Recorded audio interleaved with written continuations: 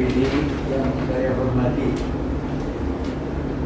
Assalamualaikum warahmatullahi wabarakatuh. Waalaikumsalam warahmatullahi wabarakatuh. Salam sejahtera untuk kita semua. Merdeka. Merdeka. Sebenarnya sudah lama saya ingin bertemu dengan saudara-saudara.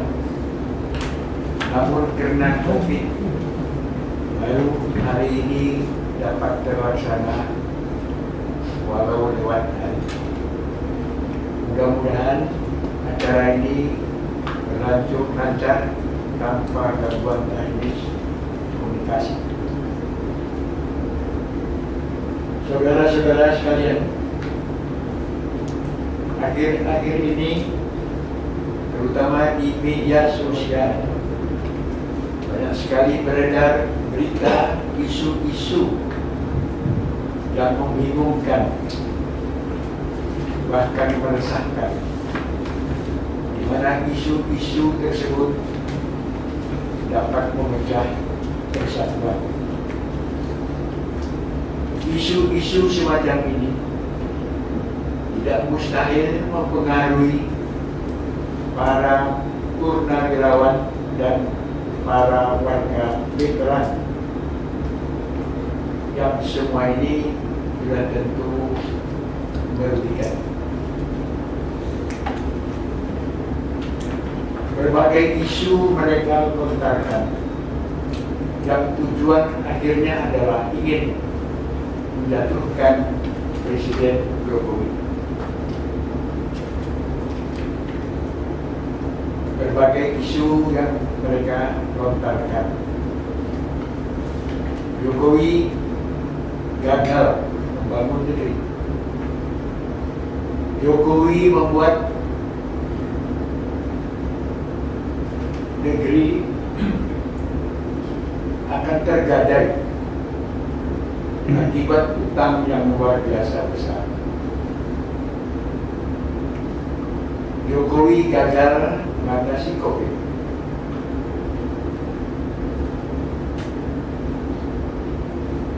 Jokowi hantam asing. Jokowi PKI. Jokowi mempolitisasikan ulama dan sebagainya.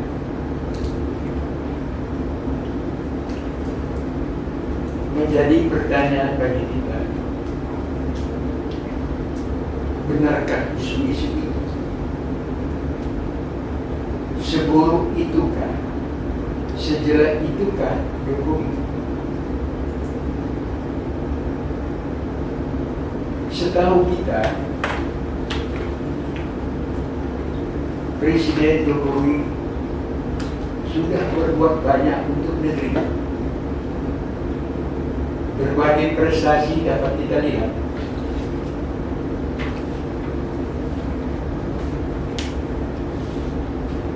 Infrastruktur, jalan, bendungan, pelabuhan laut dan udara membuat perekonomian nasional meningkat besar. Tax holiday menarik uang para konglomerat hitam yang berada di luar negeri. Membangun daerah tertinggal dan daerah perbatasan.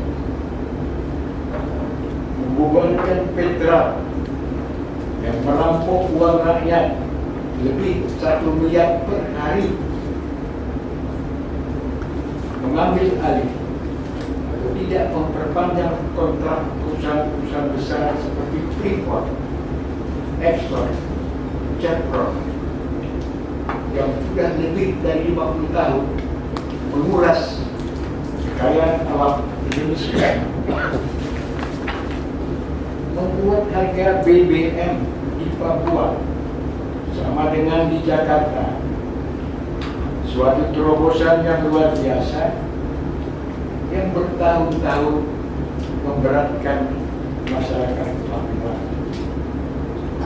Terakhir, perjanjian kesepakatan, the Flight Information Agreement, pertahanan dan ekstradisi dengan Singapura, suatu yang patut dihargai walau masih perlu kita cermati. Khusus ekstradisi yang puluhan tahun diperjuangkan baru berhasil di era pemerintahan Jokowi. Demikian yang saya sebutkan tadi. Semua ini sudah berpuluhan tahun terjadi. Baru Presiden Jokowi dapat menyelesaikan. Bagaimana pandangan luar terhadap Jokowi? Dunia luar menghargai dan menghormati Jokowi. Mereka memuji Jokowi berhasil memimpin dan membangun Indonesia, suatu negeri yang amat sulit menurut mereka. Jokowi berhasil mengatasi COVID-19, di mana Indonesia termasuk 6 negara yang berhasil mengatasi COVID. Ini Jokowi dipercaya terpilih sebagai ketua G20, suatu yang membanggakan bangsa Indonesia.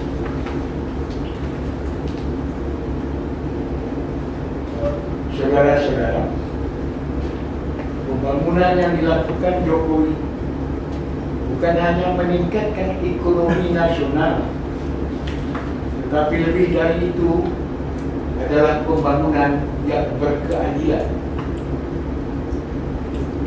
Dari gambaran ini jelas prestasi Jokowi jauh melebihi prestasi para presiden sebelumnya. Hemat saya, Jokowi pribadi yang mengesankan, sederhana, jujur, kerja keras, berani, tegas, dan santun. Semua fitnah, caci maki, hujatan, sumpah serapah dijawab dengan diam dan sabar.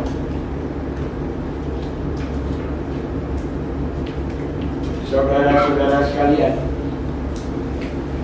menjadi pertanyaan, mengapa mereka begitu tidak senang, begitu menginginkan Jokowi jatuh dengan berbagai isu? Dengan siapa mereka itu sebenarnya? Ada 4 kelompok yang menjadi catatan. Pertama, kelompok radikal Islam adalah mereka yang menginginkan NKRI berdasarkan Islam. Masyarakat Indonesia yang mayoritas Islam selalu menjadi alasan mengapa Indonesia harus atas dasar Islam. Pikiran-pikiran seperti ini tidak mustahil mendapat simpati dari para purnawirawan dan keluarga veteran. Gerakan mereka amat masif, keras, memaksa, dan mengundang syarat. Mereka merasuk jauh ke dalam masyarakat, terutama dalam dunia pendidikan, mulai dari perguruan tinggi sampai ke pendidikan dasar. Kita khawatir karena didik kita akan menjadi orang-orang yang radikal, pemecah persatuan. Demi mewujudkan cita-cita atau tujuannya, kekuasaan harus direbut. Untuk itu Jokowi harus dijatuhkan. Yang kedua, kelompok pengusaha hitam adalah mereka yang selama ini menikmati keamburadulan ekonomi kita dengan kebijaksanaan pemerintah yang semakin tertib, seperti pembubaran Petra, pembuatan undang-undang ombudsman dan sebagainya, membuat periuk nasi mereka terputus dan terusik. Karenanya dapat dipahami betapa mereka berupaya untuk menjatuhkan Jokowi. Ketiga, kekuatan asing. Kebijaksanaan pemerintah antara lain mengambil alih atau tidak memperpanjang kontrak terhadap perusahaan-perusahaan asing, membuat hilangnya keuntungan yang sudah lama mereka nikmati. Hal ini tidak mustahil membuat mereka kecewa dan berupaya menjatuhkan Jokowi.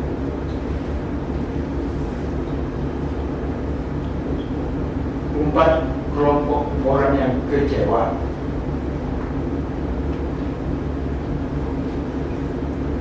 Adalah mereka-mereka yang dulu ikut duduk di dalam pemerintahan.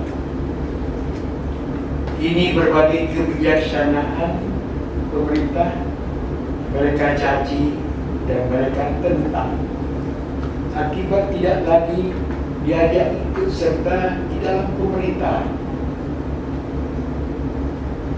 Biasanya orang yang kecewa atau orang yang sakit hati, emosional, tidak objektif, dan merasa dirinya paling pintar dan benar sendiri.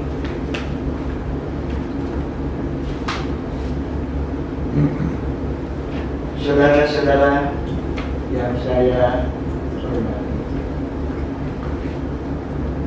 isu-isu yang dapat memecah persatuan ini akan terus bergulir hingga 2024, bahkan akan lebih riuh dan lebih panas.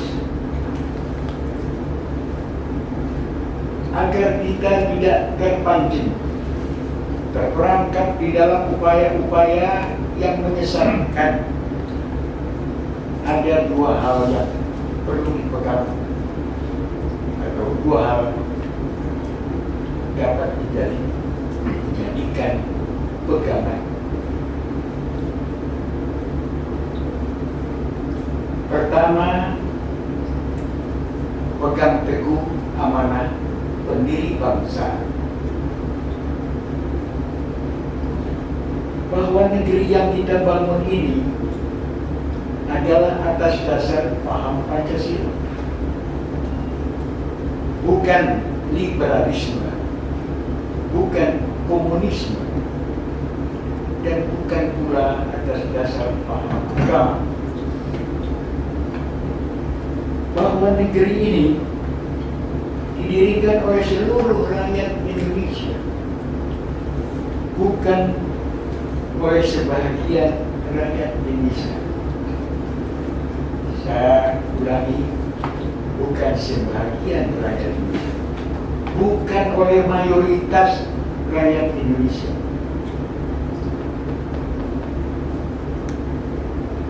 Bahwa negeri ini adalah milik kita bersama, milik seluruh rakyat Indonesia, bukan milik sebagian rakyat, bukan milik mayoritas orang Indonesia.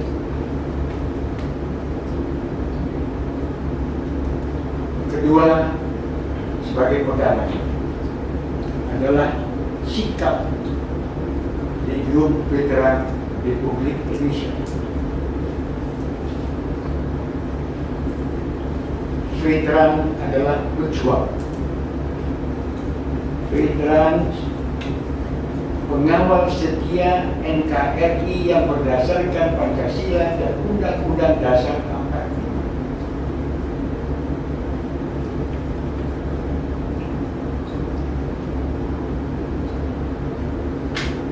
Pemerintah Jokowi adalah pemerintah yang sah konstitusional, hasil pemilu yang luber.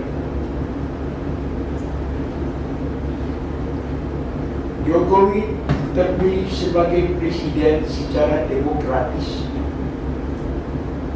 Oleh karena itu, LPI wajib mengawal pemerintah yang sah konstitusional.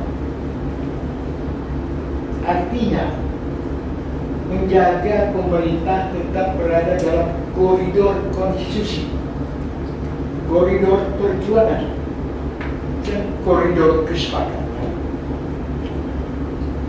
Veteran bukan yes man.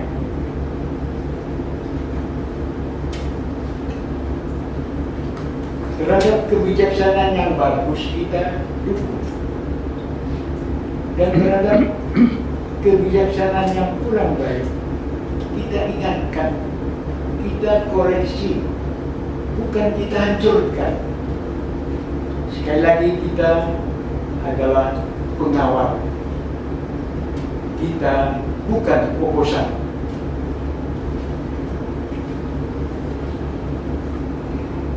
Saudara-saudara, mengakhiri sambutan ini, saya ingin mengingatkan agar veteran tidak mudah terpancing akan isu-isu yang menyesatkan. Pegang teguh amanah pendiri bangsa dan sikap veteran.